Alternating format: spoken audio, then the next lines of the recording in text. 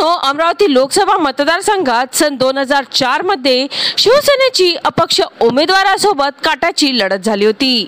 ते अपक्ष उमेदवार होते विद्यमान आमदार बच्चू कडू। त्यांचा अवघ्या 14,000 मतांनी पराभव झाला। मात्र 20 वर्षापूर्वी त्यांनी शिवसेनेचे उमेदवार अनंत गुढे यांच्या तोंडाचे पाणी पळवले होते। पहिल्यांदा ईव्हीएमचा वापर हे देखील या निवडणुकीचे वैशिष्ट्य ठरले होते। मित्रांनो, सन 1996 व 1999 मध्ये शिवसेनेचे अनंत गुढे हे विजयी झाले होते। सन 2004 मध्ये भारत निवडणूक आयोगाने पहिल्यांदा ईव्हीएमचा वापर केला, त्यामुळे ही निवडणूक चर्चेत राहिली होती।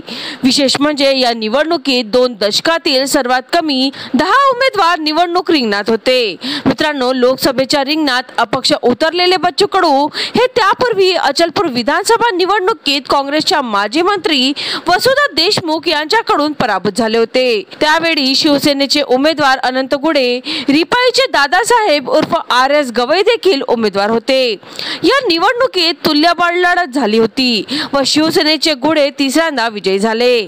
त्यांनी अपक्ष उमेदवार बच्चू कडू यांचा 14,234 मतांनी पराभव केला। तिसऱ्या क्रमांकावर गवई यांना 1,50,902 मते मिळाली होती। या निवडणुकीत 56.14% मतदान झाले होते। मित्रांनो, भारत निवडणूक आयोगाने सन 2009च्या निवडणुकीपूर्वी देशभरातील सर्व मतदारसंघांची पुनर्रचना केली।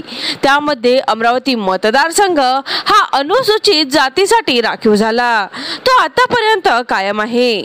सन 2009 ते 2019 या कालावधीत 2 वेळा शिवसेनेचे आनंदराव अडसूळ व 1 वेळा अपक्ष नवनीत राणा विजयी झाले आहे। मित्रांनो, आतापर्यंतच्या 19 निवडणुकीत फक्त 1 वेळा म्हणजे 2019 मध्ये अपक्ष उमेदवार निवडून आले आहे। चला तर मित्रांनो, पुन्हा भेटू या नवीन बातमीसह। तोपर्यंत पाहत रहा अमरावती सिटी न्यूज।